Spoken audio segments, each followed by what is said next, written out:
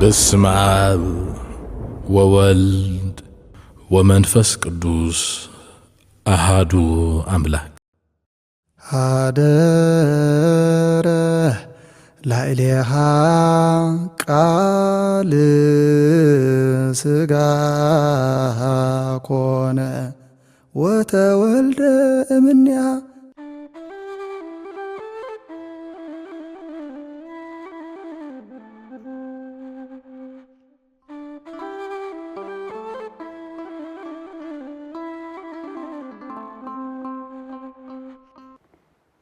በስመ አብ ወወልድ ወመንፈስ ቅዱስ አሃዱ አምላክ። እግዚአብሔር ዘፍቅረኩም ንእግዚአብሔር ተፍቅርዎ ናየዴና ቅድስተ ቅዱሳን ንጽሕተ ንጹሓን ድንግል ማርያም በረኸትን ረድኤትን እትምሕፀኑ ዝኸበርኩም ምእመናን ዝኸበርክን ምእመናት ኣቦታት ኣዴታት ኣሕዋት ኣሓት ካብ ዓብዪ ክሳብ ንእሽቶ ብስም እግዚኣብሔር ደሓን ደሓዲርኩም ኣሜን። እግዚአ ለሰንበት ኣቡሃ ለምህረት ጎይታ ሰንበት ኣቦ ምሕረት እግዚአብሔር ኣምላኽና ከምናሃና ጽድቂ ከምናሃና ብቕዓት ዘይኮነ ከምናሃቱ ምሕረት ከምናሃቱ ቸርነት ንንስሓ ዝኸውን ዕድመ ሂቡ ክሳብ ዝዕለት እዚ ክሳብ ሰዓት እዚ ዝዓቀበና ዝሓለወና ቃሉ ንምስማዕ ድማ ከም ዝገሩ ዘዳለወና ውዕሎቱ ኣይንገርኒ እሞ ስሙ ዝኸበረን ዝተመስገነን ይኹን። ድንግል በህሊናሃ ወድንግል በስጋሃ ብሕልናኣ ድንግል ብስጋኣ ድንግል ዝኾነት ሰማያዊ ኣምላኽ ዝወለደት ኣዴና ቅድስተ ቅዱሳን ንጽሕተ ንጹሓን ድንግል ማርያም እውን ኩሉ ግዜ ብጸሎታ ብኣማላድነታ እትረድኣና እትድግፈና ናይ ኩላትና ተስፋ እያ እሞ ንዓኣ ድማ በትወዳ ዘኽበራ ክብሪ ሰማያዊ ክብሪ ይብፅሓያ። ኩሎም ቅዱሳነ እግዚኣብሔር በብመዓርጎም ሰማያዊ ክብሪ ይብፅሓዮም። ተገበሩ እንከሰ ኣኮ ለመብልዕ ሓላፊ ኣላ ለመብልዕ ዘይነብር ለህይወት ዘለዓለም እምበኣርከስ ጸዓሩ እምበኣርከስ ድኸሙ ክጽዕሩን ክደኽሙን ከለኹም ግና ኣኮ ለመብልዕ ሓላፊ ንሓላፊ መብልዕ ኢልኩም ኣይትድከሙ ንሓላፊ መብልዕ ኢልኩም ኣይትጽዓሩ ኣላ ለመብልዕ ለህይወት ዘለዓለም እንታይ ደኣ እንተተባሃለ ነቲ ንዘለዓለም ዝነብር ዘለዓለማዊ መግቢ ዘለዓለማዊ መብልዕ ደኣ ጸዓሩን ድኸሙን። ወንጌል ዮሃንስ ምዕራፍ 6 ፍቕዲ 27 ዝኸበርኩም ስድራ ቤት እግዚኣብሔር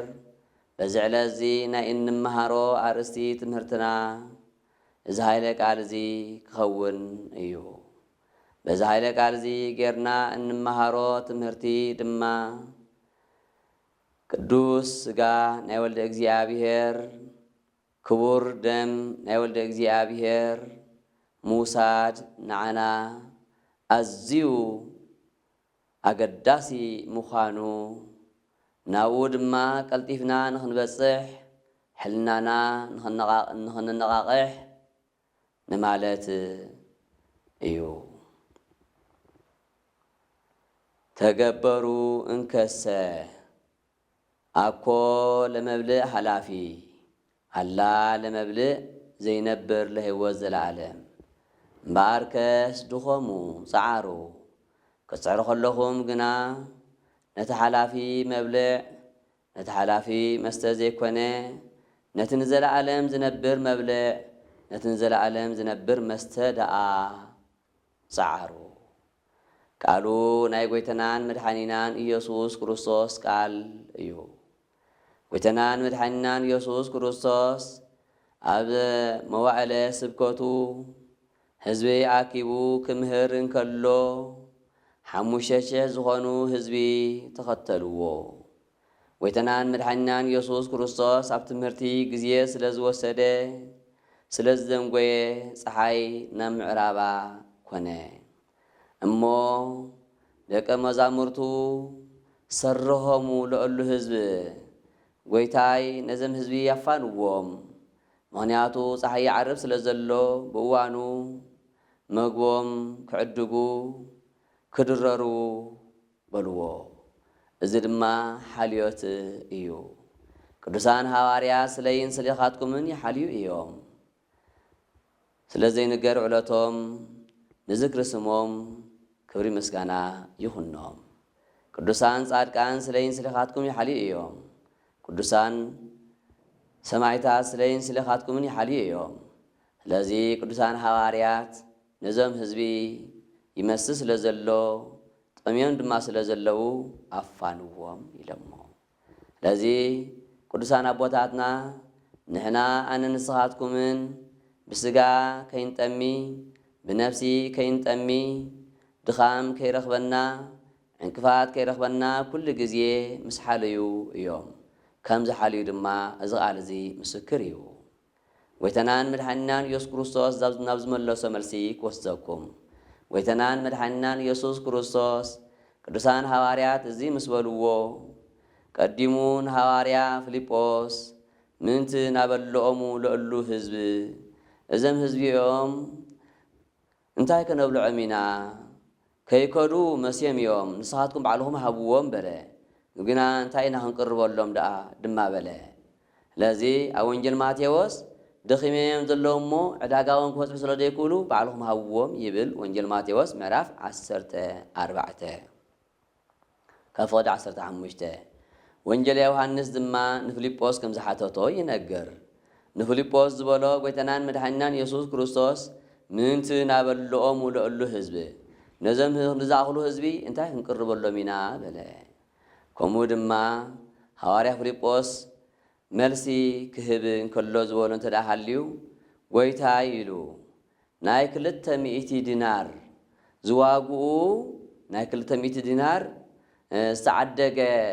መግቢ ወን እንተነምፅእ ነርና ቆቁራስ እኳ ኣይምበፅሖምን ኢሉ መለሰ። ቅፅል ኣቢሉ ሐዋርያ እንድርያስ ድማ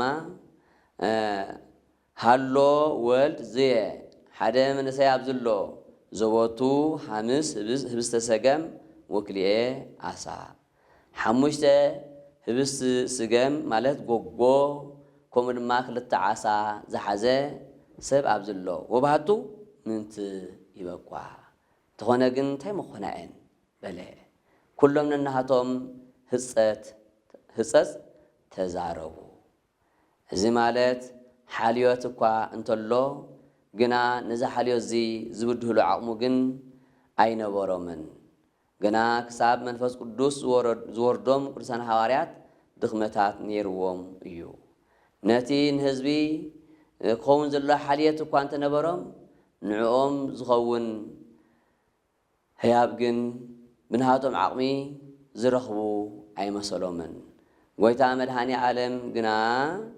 በሉ በብሓሙሳ ቀርብዎም በሎም። ከምኡ ድማ ነቲ መግቢ ናባይ ኣምፅእዎ በሎም። ቅዱሳን ሐዋርያት ድማ በብሓሙሳ ቀረብዎም። እዚ ግዜ እዚ ወይ ድማ እዚ መዓዲ እዚ ኣብ ገምገም ባሕሪ ከም ዝነበረ ኮፍ ኢሎምሉ ዝነበሩ እውን ሳዕሪ ለም ዝበለ ከም ዝነበሮ ታሪኽ ይነግረና። ኣብ ገምገም ባሕሪ ምዃኖም ጾሚኦም እንዳኣሎም ዘይበልዕዎ መዓዝ ዘበሊዖም እዮም? ጾሚኦም ስለ ዝኾኑስ ኣይበልዑን ንኸይበሃሉ ማይ ኣብ ቀረቦኦም ዝኾነሉ ቦታ ተመርፀ። ከምኡ ድማ ነዞም 5,000 ዝኾኑ ህዝቢ ጥራይ ሰብኡት ነዚኦም ዝኸውን መቐረቢ ቅርጫት ወይ ድማ መሶብ መሳሊ ክርከብ ስለ ዘይከኣል ኣብ ባይታ እዩ ዝነበረ እቲ መኣዲ እሞ ሓመድ ስለ ዝሓወሶ ሓመድ ኮይኑዎም ኣይበልዑን ንኸይበሃሉ ሳዕሪ ኮነ። ሳዕሪ ዘለዎ ተመርፀ። ጎይታናን መድኃኒናን ኢየሱስ ክርስቶስ ድማ ንላዕሊ ጠመተ ይብል። ንላዕሊ ምጥማቱ ድማ ተኣምራት ክግበረልና ኣብ ዝበልኩሞ ጊዜ ናብ ላዕሊ ናብ ሰማያዊ ኣቦኹም ጥምቱ፣ ናብ ሰማያዊ ኣቦኹም ኣመልክቱ ክብል እዩ። ካልኣይ ትርጉሙ ናተይ ናትካን ስልጣን ሓደ እዩ ንማለት ይብለና። እዚ ድማ ባረከ ይብል ነቲ ህብስት ባርኾ፣ ወፈተተ ቆረሰ ኣዳቐቐ ኣባዝሐ። ድሕርዚ ነዞም ተምሃሮ ምስ ሃቦም ኣብ ኢድ ጎይታን ኣብ ኢድ ሃዋርያትን እናበርከተ እቲ ህብስት ነዞም 5,000 ዝኾኑ ህዝቢ ተመጊቦም ተረፍ እውን ተረፈ ይብለና። ኣብ ኢድ ሃዋርያት እውን ይብርክት ነበረ ክብል ከሎ ካብ ኢድ ጎይታ ይብርክት፣ ካብ ኢድ ሃዋርያት እውን ክኸዱ ከለዉ ይብርክት፣ ኣብቲ ምስ ተቐረበ ድማ ይብርክት። እዚ ድማ በረኸት መንፈሳዊ ክሳብ ዕለተ ምጽኣት እናተዋሃበ ከም ዝነብር ዘረድእ ረቂቕ ምስጢር እዩ። ለዚ ጎይታናን መድኃኒናን ኢየሱስ ክርስቶስ እቶም ህዝቢ ምስ ፀገቡ ነቲ ዝተረፈ ተረፍ ኣልዕልዎ ከመ ኢይትርፍ ምንተኒ ምንም ኣብቲ ባይታ ዝተርፍ ክህሉ የብሉን በሎም እሞ እንተኣረይዎ 12 መሶብ ኮነ። ቀዲሙ 12 መሶብ ዘይነበረ 5,000 ዝኾኑ ህዝቢ ተመጊቦም እንደገና 12 መሶብ ክለዓል እዚ እጹብ ድንቂ ኢልካ ክትሓልፎ እንተዘይኮንካ ክሙርሙረ ኢልካ ድብጻሕ ኣይኮነን። 5 ጎጎ ካብ ሓንቲ መሶብ ዝሓልፋ ኣይኮናን። ካብ ሓንቲ መሶብ ሓሊፈን ክንዲ ዝኣክል ህዝቢ መጊበን 12 መሶብ መሊአን ክበሃል ግን ልዕሊ ኣእምሮና እዩ። እዞም 5,000 ንብሎም ዘለና እውን ጥራይ ሰብኡት ደኣ እምበር ኣንስትን ቆልዑንሲ ኣይተቖፅሩን። እንታይ ኮይኖም እዮም ዘይተቖፅሩ እንተተባሃለ ድማ መጽሓፍ ንቆልዑ ንኣንስቲ ንዕቕቦም ድዩ? ኣይ ኣይነዓቖምን። ጎይታናን መድኃኒናን ኢየሱስ ክርስቶስ ንቆልዑ ንኣንስቲ ንዕቕቦም ድዩ? ኣይ ኣይነዓቖምን። ንምንታይ ደኣ ኣብ ቁፅሪ ዘይእተዎም እንተተባሃለ ቆልዓ ካብ ዝበልዖ ዘውድቆ ስለ ዝበዝሕ ሰበይቲ ድማ ኣብ ምብላዓ ቀምጨጭ ስለ እትብል ለዚ ንኹሎም ነዚኦም ቆፂሩ ከም ዝኣመሰሉ መጊቡ ክበሃል እንከሎ ኣይሁድ ምኽንያት ከይረኽቡ። እንታይ ድብል ምኽንያት? ቆልዓ ሰበይቲ ቆፂርካ ድማ ቐም ነገር ተሓሲብለ እዩ። ቆልዓ ካብ ዝበልዖ ዘውድቆ እዩ ዝበዝሕ፣ ከምኡ ድማ ሰበይቲ ድማ ቀምጨጭ እያ ትብል። ስለዚ ነዚኦም ቆፂሩ መጊበ ይብል ኢሎም ናብ ካልእ ምቅላልን ናብ ካልእ ምኽንያት ንምፍጣርን ከይከውን ጥራይ ቶም ሰብኡት ይቆፀሩ ኢሉ እምበር ቆልዑን ኣንስትን ዘይነበሩ ኮይኖም ኣይኮኑን። ስለዚ ነዚ ዝረአዩ ተምሃሮ፣ ነዚ ዝበልዑ፣ ነዚ ዝተመገቡ ተምሃሮ፣ ናይ ዕለቱ ተምሃሮ ንጎይታናን መድኃኒናን ኢየሱስ ክርስቶስ እጹብ ድንቂ ኢሎም ክሓልፉ ጥራይ ዘይኮነ ካብኡ ክፍለዩ ኣይደለዩን እሞ እንተ ጠመኻ ዘጽግብ፣ እንተ ሓመምካ ዝፍውስ፣ እንተ ሞትካ ዘተንስእ ከም ዝበለ እንተ ዝነግስ ጽቡቕ ነበረ ኢሎም ከንግስዎ ደለዩ። ንጉሶም ክገብርዎ፣ ጎይቶም ክገብርዎ ደለዩ። እንተኾነ ጎይታናን መድኃኒናን ኢየሱስ ክርስቶስ ሓዲግዎም ከደ ንበረኻ ገጹ። ንምንታይ እንተተባሃለ ንኽልተ ነገር። በቲ ሓደ ወገን ንስኹም ኣይኮንኩም እተንግሱኒ ኣነ ናይ ባህርየይ ንጉስ እየ፣ ንስኹም ኣይኮንኩምን እተልዕሉኒ ኣነ ናይ ባህርየይ ልዑለ ባህሪ እየ ንኽብል። በቲ ኻልኣይ ድማ ክንሾመኩም ኣብ ሰብሃልኩምሉ ጊዜ ካብ ሽሞት ህደሙ ንኽብል እዩ። ሽመት ማለት ኣቦታትና ክትርጉሞ እንከለዉ 1000 ሞት ይብልዎ። ሓደ ሰብ እንተ ደኣ ተሸይሙ ንሃቱን ናይቶም ተሸይምሎም ዘሎን ናይ ኩሎም ተሓታቲ ይኸውን ንውልቁ እንተ ደኣ ኮይኑ ግና ኩሉ ግዜ ናይ ውልቁ እዩ ዝሕተት እሞ ካብ ናይ ብዙሓት ተሓታቲ ኮንካ ትርከብ ናይ ውልቅኻ ተሓታቲ ኮንካ ትርከብ ዝበለጸ ስለ ዝኾነ ካብ ሽመት ህደሙ ይብሉና ስለዚ ጎይታ መድኃኒ ዓለም ነዚ ንኸመልክት ካብኣቶም ከደ ይብለና ካብኣቶም ከደ ሐዋርያትን ንሳቶምን ድማ መርከብ ተጻዒኖም ናብ ስግር ባሕሪ ኮዱ ጎይታ መድኃኒ ዓለም ድማ ማይ እናረገጸ ናብ ሐዋርያት ኣብ ጥቓ ምስጋሮም ኣርከቦም ሐዋርያት ድማ ፈርሑ ሰንበዱ ምክንያቱ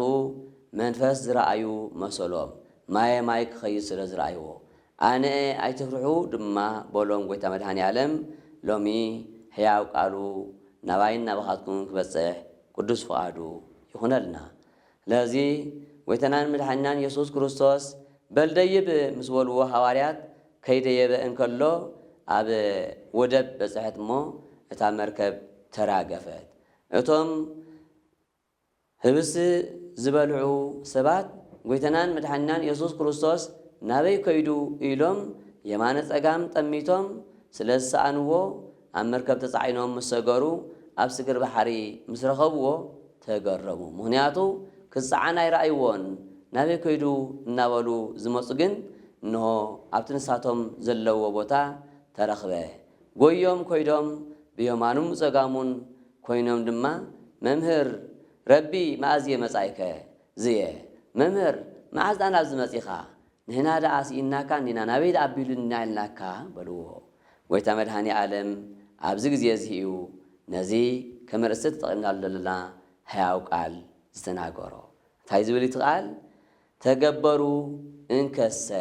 እምበኣር ካብ ሕጅንኖ ድኸሙ ጸዓሩ ኣኮ ለመብልእ ሓላፊ ኣላ ለመብልእ ለህይወት ዘለዓለም ዘይነብር ለህይወት ዘለዓለም እምበኣር ካብ ሕጅንኖ ድኸሙ ጸዓሩ እብለኩም ኣለኹ ክጽዕሩን ክድኹሙም ከለኹም ግና ነቲ ዝሓልፍ መግቢ ዘይኮነ ነቲ ዘይሓልፍ ደኣ ጸዓሩ ክብል ጎይታናን መድኃኒናን ኢየሱስ ክርስቶስ መሃሮምን ማዕዶምን እዚ ማለት ዝሓትሉ ዘለዉ ዝደልይዎ ዘለዉ ህብሳ ኣበርኪቱ ስለ ዘብልዖም እዮም እሞ ነዚ ኣይኮንኩምን ክጽዕሩ ዝግባአኩም እምበኣር ህብሳ ኣበርኪተ ስለ ዘብልዓኩም ዲኹም ትደልዩን ዘለኹም እምበኣር ካብ ሕጅንኖ ነቲ ዘይሓልፍ መግቢ ደኣ ጸዓሩ ክብል ጎይታናን መድኃኒናን ኢየሱስ ክርስቶስ ነዞም ሰባት እዚኣቶም ይምህሮም ይምዕዶም ኣብቲ ግዜቲ ነዞም ሰባት እዚኣቶም ዝመሃረ ጎይታናን መድኃኒናን ኢየሱስ ክርስቶስ ኣብዚ ግዜ እዚ ድማ ንዓይን ኣኻትኩምን ይምኽረናን ይምዕደናን ከም ዘሎ ከነስተውዕሎ ይግባእ ምስ በዓሉ ይዓድለና እንታይ ኢሉ ይምህረና ኣሎ ተተባሃለ ድማ እንከሰ ተገበሩ እምበኣር ካብ ሕጅንኖ ጸዓሩ ድኸሙ ኣኮ ለመብልእ ሓላፊ ክጽዕሩን ክድኹሙን ከለኹም ድማ ንዝሓልፍ መግቢ ንዝሓልፍ መብልዕ ዘይኮነ ንዘይሓልፍ መግቢ ንዘይሓልፍ መብልዕ ደኣ ጸዓሩ ይብለና ለዚ እዚ ማለት እንታይ እዩ እቲ ዘይሓልፍ እንተተባሃለ ቅዱስ ስግኡ ክቡር ደሙ እዩ ንሳቶም ኣብቲ ግዜቲ ዝነበሩ ሰባት እውን ሓቲቶምኦም ንሱ ድማ ቅዱስ ስግኡ ክቡር ደሙ ምዃኑ ድማ መሊሱሎም እዩ ስለዚ ሎሚ ድማ እንታይ እቲ ዘይሓልፍ መግቢ ኢልና ንሓቲ እንተ ደኣ ኮይንና ቅዱስ ስጋ ክቡር ደም ናይ ጎይታናን መድኃኒናን ኢየሱስ ክርስቶስ እዩ ናይ ጎይታናን መድኃኒናን ኢየሱስ ክርስቶስ ቅዱስ ስጋ ምምጋብ ናይ ጎይታናን መድኃኒናን ኢየሱስ ክርስቶስ ክቡር ደም ምስታይ ዘይሓልፍ መግቢ ናይ ዘለዓለም መግቢ እዩ እዚ ድማ ዘበልዓ ስጋየ ወሰትየ ደምየ ቦ ሕይወት ዘለዓለም እቲ ስጋይ ዝበልዐ ደመይ ድማ ዝሰተየ ናይ ዘለዓለም ሕይወት ኣለዎ ይብል ጎይታ መድኃኒ ዓለም እዚ ሎሚ እንደኽመሉ ዘለና መግቢ ሎሚ እንጽዕረሉ ዘለና መብልዕ ንግሆ በሊዕኻዮ ምሸት ትጠሚ ምሸት በሊዕኻ ንግሆ ትጠሚ ናይ ጎይታናን መድኃኒናን ኢየሱስ ክርስቶስ ቅዱስ ሥጋ ክቡር ደምን ግና ኣየጥምን ኣየጽምዕን እዩ ኣየጥምን እዩ ኣየጽምዕን ድማ እዩ ስለዚ ነቲ ዝሓልፍ ነቲ ዘጥሚ ነቲ ዘጽምዕ ዘይኮነ ነቲ ዘይሓልፍ ነቲ ዘየጥሚ ነቲ ዘየጽምዕ ሎሚ ክንቃዳደመሉ ሻማ ድማ ኸንብሎ ጎይታናን መድኃኒናን ኢየሱስ ክርስቶስ በዚህያው ቃል እዚ ይምህረና እንታይ ኢሉ ተገበሩ እንከሰ ኣኮ ለመብልዕ ሓላፊ ኣላ ለመብልዕ ዘይነብር ለህይወት ዘለዓለም እምበኣርከስ ድኸሙ እምበኣርከስ ፀዓሩ ክፅዕሩ ከለኹም ነቲ ሓላፊ ዘይኮነ ነቲ ዘይሓልፍ ደኣ ፀዓሩ ብምባል እዚ ጎይታናን መድኃኒናን ኢየሱስ ክርስቶስ ዝዓደለና ናይ ዘለዓለም ህይወት ዘውርስ ቅዱስ ሥጋን ክቡር ደምን ሎሚ ሸለል ኢልና ተዋህዶ ክንስና ካብ ቁርባን ርሒቕና እንነብር ሰባት ውሑዳት ኣይኮንናን ኦ ስድራ ቤት እግዚአብሔር ኦ ህዝበ እግዚአብሔር ነዚ ናይ ዘለዓለም ዝኸውን መግቢ ንመዓስ ክንወስዶ ኢልና ሸለል ንብል ኣሎና ኣነ ንስኻትኩምን ዝተወለድናሉ መዓልቲ እምበር እንሞተሉ መዓልቲ ኣይንፈልጥን እንኸደሉ ግዜ ኣይንፈልጥን ስለዚ ነዚ ናይ ዘለዓለም ዝኸውን መግቢ እንተዘይወሲድናዮ ኣብቲ እንኸዶ ዘለና እንታይ ክንምገብ ኢና ነዚ ናይ ዘለዓለም ዝኾነ መስተ እንተዘይተማሊእናዮ እንታይ ክንሰቲ ኢና ኣልዓዛር ዝተባሃለ ድኻ ሰብኣይ ነውየ ዝተባሃለ ሃብታም ሰብኣይ ከም ዝነበሩ ወንጌል ሉቃስ ምዕራፍ 16 ፍቕዲ 19 ክትርኽ እንከሎ ጎይታ መድኃኒ ዓለም ባዕሉ እዚ ድኻ ሰብ ኣልዓዛር ንእግዚአብሔር ኣምላኽ ብግቡእ ዝኣምንን ከምኡ ድማ በትንሃቱ ፍቓድ ዝመላለስን ነበረ ነውየ ግና ሃብቲ እምበር ካልእ ምግባር ሰናይ ምንም ኣይነበሮን ኢሉ ምንም ኣይነበሮን ስለዚ ኣልዓዛር ሞይቱ ናሕቑፋ አብርሃም ይስሐቅ ከደ ነውየ ድማ ሞተ ወውእቱ ንባዕል ሞተ ወተቀብረ እቲ ሃብታም ድማ ሞተ ተቐብረ ምስ በለ ኣብ ሲኦል ኮይኑ ማይ ጽንኢ እምበር ከፊኡኒ ኣውየ አብርሃም ኢሉ ንላዕሊ አንቋሪዑ ናብ ኣቦና አብርሃም ኣመልከተ ወይ ድማ ፀውዐ ኣቦና አብርሃም ኣብየት ድሕሪ ምባሉ ድማ ፈንዎ ለኣልዓዛር ሃበ ንኣልዓዛር ባናባይ ስለደለ ይበለ እንታይ ስራሕ ኣለዎ ናባኻ ድመፅእ ተተባሃለ ድማ ኣይ ማይ ጽምኢ ከፊኡኒ ኢሉ ካብዚ ሰውረና እግዚኣብሔር ማይ ጽምኢ ከፊኡኒ ኢሉ እቲ ብዚ ዓለም እዚ ዝሰትዮ ዝነበረ መስተ ኣብዚ ዓለም ተሪፉ እቲ ብዚ ዓለም ከሎ ዝበልዑ ዝነበረ መግቢ ኣብዚ ዓለም ተሪፉ እቲ ብዚ ዓለም ከሎ ዝሰትዮ ዝነበረ ሓጎስ ናይ ስጋ ሓጎስ ኣብዚ ዓለም ተሪፉ ጥሩሑ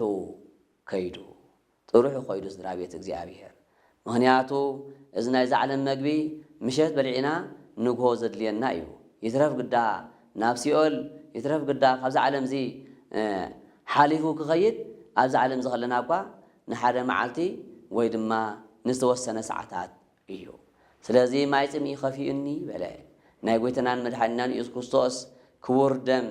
ምስኡ እንተዝነብር ግና ከምዚ ኣይመረኸበን ነይሩ ስለዚ ካብዚ ዓለም እዚ ምስ ሓለፍካ ጽምኢ ኣሎ ካብዚ ዓለም እዚ ምስ ሓለፍካ ጥሜት ኣሎ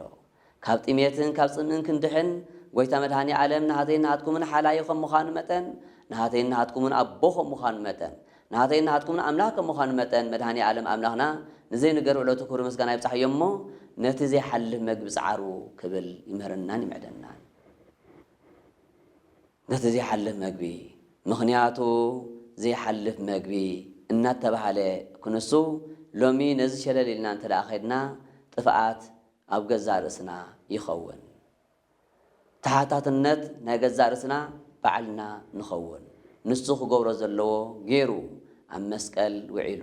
ዘይሓልፍ መግቢ ድማ ሂቡና ዘይሓልፍ መስተ ድማ ሂቡና ስለዚ ነዚ ንጽባሕ ንሕር ጽባሕ ንምባል እንታይ ኣድለየ ንጽባሕ ንሕር ጽባሕ ንምባል ኣየድልን እዩ ስድራ ቤት እግዚአብሔር ቤተ ክርስቲያን እትብለና ሓዳርኩም እንዳሰራሕኩም ሓዳርኩም እንዳዓለኹም ቅዱስ ሥጋ ናይ ወልደ እግዚአብሔር ክቡር ደም ናይ ወልደ እግዚአብሔር ውሰዱ ትብለና ስራሕኻ ኣብኩርካ ስራሕኻ ገዲፍካ እንተ ዝኸውን ከዳ እንታይ ምበልና ምንም ሓደ እውን ኣይምተረኸበን ማለት እዩ ስለዚ ولا سرح خاب كيركا انت نبهال نيرناون إذن أي زال عالم سلزخونه بدأي مغنيات كنأت وينا مغنياتو نزي جدا أبانا كفصم سلزلوا بمبال كنك على هذا ملوز جبانا سرحنا خيب كورنا وعزنا خيب كورنا نزنا جارزين تبلنا كم زجرنا لو ممكن هدم أي لو مدى أبي بس إحنا يو حدا خلطة قلعو خي صقعنا نمالت زي مغنيات مفتار نقولتنان مدحنان إخصاص انتهي يسمع يخون قلعو زي مسلنا مالت كمي مالتيو انت قريبك قلعو اي تمثلني ها مالت ديو قلعو اي تمرعني ها مالت ديو انت قريبك كمي مالتيو انبقار انت قريبك ايو اتمرعى حق انيا مرعى زخون سدرا بيت እግዚአብሔር دقنا تمريعهم زفاتحو زلو بزي قدوس قربان سلازخونه دقنا تمريعهم زفاتحو زلو لومي انا نسخاتكمن اب እግዚአብሔር አምላክ ዘይ ተጸጋዕና ሰባት ስለዘመርዓና ዮም በአጣምታ ናይ ዓለም በአራያ ናይ ዓለም በጉዕዞ ናይ ዓለም ስለዝወሰድናዮም ቦ ድማ ይኾዱ ስለዘለው ናሃተይ ናሃትኩምን ጸሎት የለን ናሃተይ ናሃትኩምን ደገፍ የለን ንሳቶም ድውን ናሃቶም ከይንብልውን ናሃተውን ናብ እግዚአብሔር አምላክ ጽጋዕ ጸግዒ የለን ስለዝኾነ እቲ እንመርዖ ዘለላሎም መርዓ እኽልማ ይዛሉ ዝመርዖ ዘሎ እምበር ሰብ ይመርዖ አየለን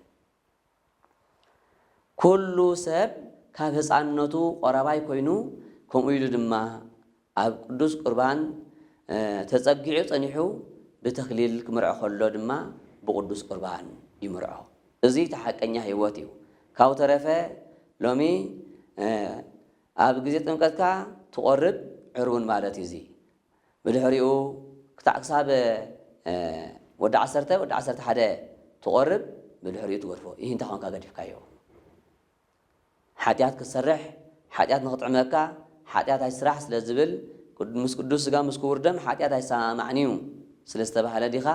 صبوا ويسامعنيو حاتيات مسكدوس سجان كور دم الناي بيتنا مدحنا يسكوتس هاي سامعن سلازي حاتيات مالت نود سب قداتيو سلازي نت قدات قد فكا نبتي وقت مخاد يبلز ويسنت هيوت قد فكا نبت قدات مخاد لذي بينه عينينا أنتم متزلنا حاجات كين نقدف كين برزي طفعات كين نقدف كين برزي هيوت كنقدف أي عشنات ترابية እግዚአብሔር هيستوعلنا ينبر بزح خسارة عينا نخسر ذلنا مغنياتو حاتيات أموداتا ناب طفعات يتوزدنا اسم رباه لهاتيات موت نحاتيات وزيت يلو موت يلو حوالي قدس باولوس وصيت نحاتي انتايلو موتيو لذي كموت كندحن ويتمدحني عالم امسكلو عللنا لو مدغيمنا نتاز نبرت موت كنحدسا انت دا ندلي تدحلينا بغزا فقدنا سلازخونه منم تحتاتنت يبلنا ترابيت እግዚአብሔር ስለዚህ انت ሆነግን ከም ወላዲ መጠን ይመክረና من መድኃኒ ዓለም እንታይሉ ተገበሩ እንከሰ لمبلغ حلافي تجبروا إنكس أكل لمبلغ حلافي بأركس تدخم وصعروا خدخم وخلهم كما أكل لمبلغ حلافي نتزي حلف مجبي دعاء صعروا نتزي حلف مجبي دعاء صعروا يبلنا الذي سبلومي يدك من يسعرن يزلو جناخدك من كسعرن كله نمتى يسعر زلو ويتازبله نتزي حلف أنا نساعدكم من كأنه تزحلف بقلباتو كوين مالتيو أقدمنا نتزحلف كن سعرن كن دكمن قبعنا سلازي نتزحلف دما كم تهرانا قرقرنا انت دعا وفيرنا انت دعا آتنا እግዚአብሔር አምላክ ይባርኮሞ ድኻምና ይዕቀበልና በረኸት ድማ ንረክብ ለዚ ሎሚ ለይትን መዓልትን ካብ እንሰርሕ ናይ ሓደ ግዜ ስራሕና ይውን ማእኸለና ነይሩ እንታይ እንተንኸውን ነርና ምስ እግዚአብሔር አምላክ ርክብ እንተ ዝህልወና ነይሩ ምክንያቱ እቲ ስጋይ ዝበልዐ ደበይ ሰተየ ምሳይ ነብር ኣነ ድማ ምስኡ እነብር ይዝብል ጎይታ መድኃኔ ዓለም ስጋ እንደምናይ ወልደ እግዚአብሔር እንተዘይወሲድና ግና ወዘሰ ይበላዕክሙ ስጋሁ ወደሞ ለወልደ እጓለ እመሕያው ስጋሁ ወዘሰ ይበላዕክሙ ስጋሁ ወይሰተይክሙ ደሞ ለወልደ እጓለ እመሕያው አልብክሙ ሕይወት ስጋን ደምን ናይ ወልደ እግዚአብሔር እንተዘይ ወሲድኩም ስጉ እንተዘይ በሊዕኹም ደሙ ድማ እንተዘይ ሰቲኹም አልብክሙ ሕይወት የብልኩምን ኢሉ ስለዚ አነ ንስኻትኩምን ስጋን ደምን ናይ ወልደ እግዚአብሔር ከይተመገብና ንኸይድ ተዳሃሊና ሕይወት አሎና ንብል ንኸውን እምበር ሕይወት ከም ዘይብልናስ መድኃኒ ዓለም መስኪሩልና እዩ የብልኩምን ኢሉና የብልኩምን እንተዳ ኢልና መድኃኒ ዓለም ብሓይሊ አሎና ኢልና ንዑ ክንኩትዖ ዘምሕር ኮይኑ ኣይመስለንን ዘድሊ ኮይኑ ኣይመስለንን ምኽንያቱ ንሱ አምላኽና ንሱ አቦና ንሱ ዝሓልየልና ምንታና ዝሞተ መድኃኒ ዓለም ሓሊልና እቲ ዝኸውን እንተምሃረና ኣይከውንን እንተበልናዮ ክሳራ ንዓና እምበር ንዑ ኣይኮነን ይኸውን እንተበልናዮ ብሓይሊ ኣይከውን እንተበልና ንሕና ይኸውን እንተበልናዮ ለዚ ንብላሽ ንደክም አሎና እምበር ክንእምን ኢልና ኣይኮነልናን ማለት እዩ ንሕና ስለ ዝበልናዮ ንዓና ክኾነልና ኣይኽእልን እንተ ደኣ ስጋን ደምን ናይ ወልደ እግዚአብሔር ተቐቢልና ግና ንሱ ምሳና ይነብር ንሕና ድማ ምስኡ ንነብር ኩሉ ስራሕና ድማ ይሰልጠልና ንሕና ምስኡ እንተኾንና ንሱ ድማ ምሳና እንተኾነ ኩሉ ይሰልጠልና ሐዋርያ ቅዱስ ጳውሎስ ናብ ሰብአ ሮሜ ምዕራፍ 8 መልእኽቱ እመሰ እግዚአብሔር ምስሌነ መኑ ይክለነ እግዚአብሔር ምሳና እንተ ደኣ ኮይኑ ዝቃወመና መን እዩ ዝኽልክለና መን እዩ ንዓና ዝኽለና መን እዩ ክብል ይምህረና ይምዕደና እግዚአብሔር ምሳና እንተ ደኣ ኮይኑ ኩሉ ይሰልጠልና እቲ ስራሕናዮ ውሕድ እኳ እንተ ስራሕና ይብርክተልና ስለዚ እቲ ለይትን መዓልትን ብዘይ ምቁራፅ እንደኽሞ ዘለና ድኻም ድማ ይዕቀበልና ስለዚ ግድን እናኽደክም ዘለና ስለዚ እቲ እንደኽሞ ዘለና እኮ ናልባት እንተበርከተልና ኢልና ኢና እንተበዛሓልና ኢልና ኢና እንተኣኸልና ኢልና ኢና ግና ጎይታ መድኃኒ ዓለም ምሳና እንተዘይሉስ ምንም ክብርክት ኣይክእልን እዩ ክበዛሕ ኣይክእልን እዩ ከኣኽለና ድማ ኣይኽእልን እዩ ከኣኽለና እንተ ደኣ ኮይኑ ናብኡ ክንቀርብ ኣሎና ናብኡ እንቐርበሉ ሓደ መንገዲ ድማ ቅዱስ ስጋን ክቡር ደምን ናቱ ሙሳድን ምቕባልን እዩ ምኽንያቱ እቲ ስጋይ ዝበልዐ ደመይ ድማ ንሰተየ ንሱ ምሳ ይነብር ኣነ ድማ ምስኡ እነብር ስለ ዝብል ኣነ ንስኻትኩምን ነዚ ቅዱስ ስጋ ነዚ ክቡር ደም እንተ ደኣ ወሲድናዮ ጎይታ መድኃኒ ዓለም ምሳና ይነብር ናይ ዘለዓለም ሕይወት ድማ ይህልወና ኣብዚ ዓለም ከለና ሕያዋን ንኸውን ካብዚ ዓለም ዝሓለፍና ድማ ሕያዋን ንኸውን ነዚ ቅዱስ ስጋ ነዚ ክቡር ደም እንተዘይወሲድናዮ ግና ኣብዚ ዓለም ከለና ምዉታት ንኸውን ካብዚ ዓለም እዚ ምስ ሓለፍና ድማ ምዉታት ንኸውን ስለዚ ኣብዚ ዓለምን ካብዚ ዓለም እዚ ምስ ሓለፍካን ዘሎ ክልተ ህይወት ዶ ይሕሸና ኣብዚ ዓለምን ካብዚ ዓለም ምስ ሓለፍካ ሞት ክልተ ሞት ክልተ ህይወት ብሓይሽ ፍሉጥ እዩ እዚ እንታይ ከም ትብሉ ፍሉጥ እዩ ማለት እዩ ህይወት ከም ዝሓይሽ ፍሉጥ እዩ እንተኾነ ግን ነቲ ህይወት ዘምፅእ ስራሕ ንምስራሕ ግን ንድንጉ ኣለና ስለዚ እቲ ዝፅግመና ነገር ንሱ ክሕግዘና ኢልና ናብኡ ክንቀርብ ይግባአና ምኽንያቱ ንሱ ብርሃን እዩ ናብኡ እንተቐሪብና ድማ ኩሉ ህይወትና ይበርሃልና ፀገምና ይቕንጠጥ ብርሃን ኣብ ዘለዎ ፀልማት ከምዘየለ ንሱ መድኃኒ ዓለም ኣብ ዘለዎ ድማ ፀገም የለን ንሱ መድኃኒ ዓለም ኣብ ዘለዎ ጭንቀት የለን ስለዚ ካብ ጭንቀትና ክንናገፍ ካብ ፀገምና ክንናገፍ እንተ ደኣ ኮይንና ናብኡ ክንቀርብ ብስጉን ደሙን ክንሕተም ይግባአና ነዚ ንክንገብር ድማ እዩ መድኃኒ ዓለም ዝመኽረናን ዝምዕደናን ዘሎ እንታይ ኢሉ ተገበሩ እንከሰ አኮ ለመብልእ ሓላፊ አላ ለመብልእ ዘይነብር ለህይወት ዘለዓለም እምበኣርከስ ነቲ ዝሓልፍ መግቢ ዘይኮነ ነቲ ዘይሓልፍ መግቢ ሰዓሩ ይብለና ሎሚ ሰብ እናደኸየ ይኸይድ ኣሎ እምበር እናሃብተመ ዝኸይድ ሰብ ኣይረኣናን ምኽንያቱ እንተተባሃለ ድማ ካብዚ ቅዱስ ምስጢር እዚ ብምርሓቑ ንእግዚአብሔር ኣምላኽ ትእዛዙ ዘይምስምዑ ክሳራ እምበር ዓወት ኣይንርእን ኢና ዘለና ንኣብነት ኢልና ሰብ ሽጋራ ይሰቲ እንታይ ኮይንካ ሰቲ ኣለኻ የትብሎ ተጨኒቐ ይብል እንተኾነ ግና እሞ ጭንቀት ዶ ኣራጊፍሃልካ ተተባሃለ ግን ጭንቀቱስ ይውስኽ ዳ እምበር ኣይራገፍን እኳ ደኣ ጭንቀቱ ይውስኽ ገንዘቡ ድማ ይውድእ ስለዚ ቅዱስ ሥጋ ክቡር ደም ናይ መድኃኒ ዓለም ክትቀበል እንከለኻ ብጥሩሑ እዩ እቲ ጭንቀት ዘምጽእ ናይ ሓጢኣት ወልፍታት ግና ብገንዘብ ኢና እንገዝኦ ኣብ እንዳ መስተ ኸይድና መስተ ንሰቲ ተጨኒቕና ኢልና ማለት እዩ ተኾነ ኣብኡ መስተተና ሰኺርና ኣብ መገዲ ንወድቕ ኣደዳ ናይ ቁስሊ ኣደዳ ናይ መስበርቲ ንኸውን ጭንቀት በዚሕ ዶ ጎዲሉ በዚሕ እምበር መልሲ በዚሕ እዩ ድመጽእ ማለት እዩ ስለዚ ጭንቀት ዘምጽእ እምበር ናይ ዓለም መፍትሒ ኢልና እንሓስቦ ጭንቀት የምጽእ እንደገና ነዚ ዝነበረ ጭንቀት ይውስኽ ነዚ ነበረ ፀገም ይውስኽ ዳ እምበር ምንም መፍትሒ የለን መድኃኒ ዓለም ግን መፍትሒ ረኺቡልና ንዝክረ ስሙ ክብሪ ምስጋና ይብጽሐዮ ንዘይነገር ዕለቱ ክብሪ ምስጋና ይብጽሐዮ መፍትሒ ናይ ጭንቀት ረኺብልና ኣነ ምሳኹም ክኸውን እየ ንስኹም ድማ ምሳይ ክትኮኑ ኢኹም እንታይ እንተገበርኩም ሥጋ ናይ ወልደ እግዚኣብሔር ሥጋይን ደመይን እንተ ተቐበልኩም ኢሉ ሥጋይን ደመይን እንተ ዘይተቐበልኩም ግና ናይ ዘለዓለም ህይወት የብልኩምን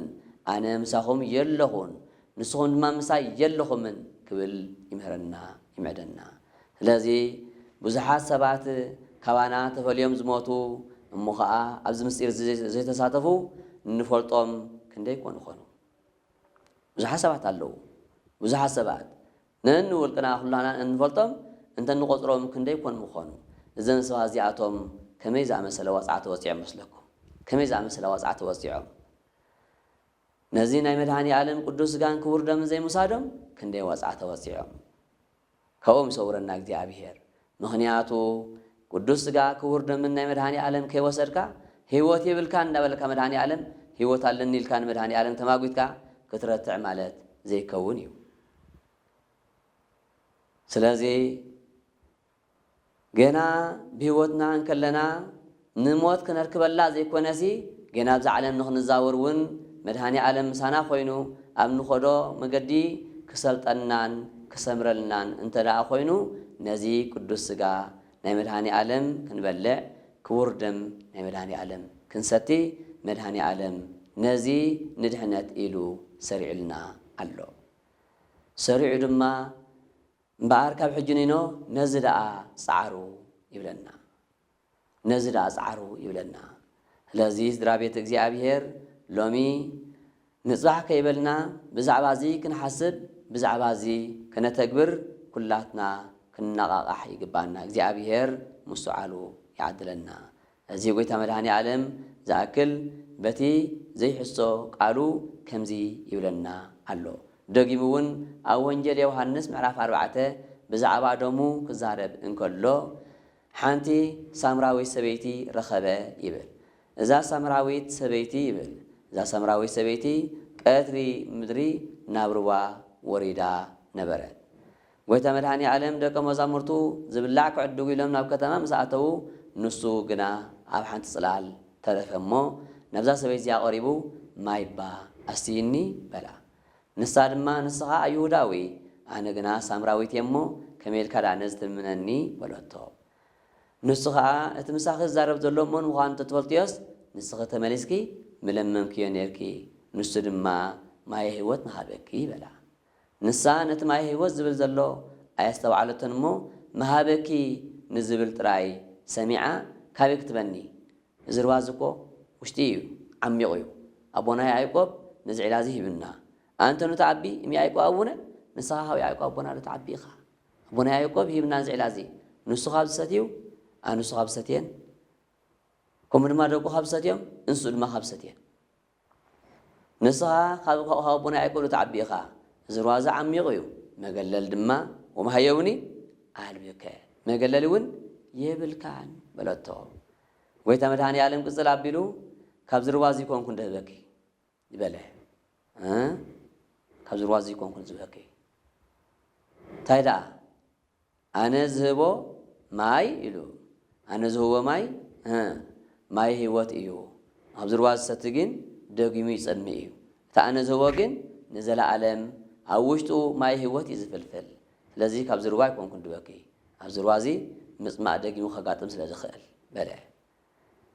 أتسخاتو زي سمن تلا أخوين دا صبق هبن نبل بلد لو مخا أنا نسخاتكم كم زخل لنا خلنا مرهاني عالم إشي قاعد يسمع عدك أدال خلنا نبر هبنا إلنا دما فقال كايهون كنبل جبانا ذا سبزيا هبني بلوتو كويت مرهاني عالم جن سوي متهشي بل سبعي سوي خمسي إزبلا لذي سبعين سبعين بعد أخوينهم قربو خمس اللوم زنجر مستيريو مهنياتو بسي وبسي تحادى سجا أمونتو سبعين سبعين كبار الله حادى سجايهم حادى سجايهم لذي إذا توحدوا إذا حادى أكل نهلو خلو تفرارقهم قربو أي كألن سلزخانة هتكرسيان نرما بحادو خونكم أتبلنا نزيو مستيرة مالتي لذي قويتنا نمد حنان يسخصوص كابزر وازستي دوغي يسمى تانا زو مايجين نزل عالم اوشتو ماي هوت نافل فلي نبر يزبله لذ درابيت እግዚአብሔር ابز عالم كلنا طلولات كنا ننبر كابز عالم اسم حلفنا دما طلولات كنا ننبر انت لا دلينا ناي قويتنا نمد حنان يسخصوص قدوس سغان كور دمن كنمغبن كنستن يغبعنا نزي خنجبر እግዚአብሔር مسؤالي عدلنا سلته يقالو زخبرن سمسغنا يكون برخات رديتا عدنا قد سنجل اي فلينا سبحات لእግዚአብሔር ቻነ ዘፈጠረ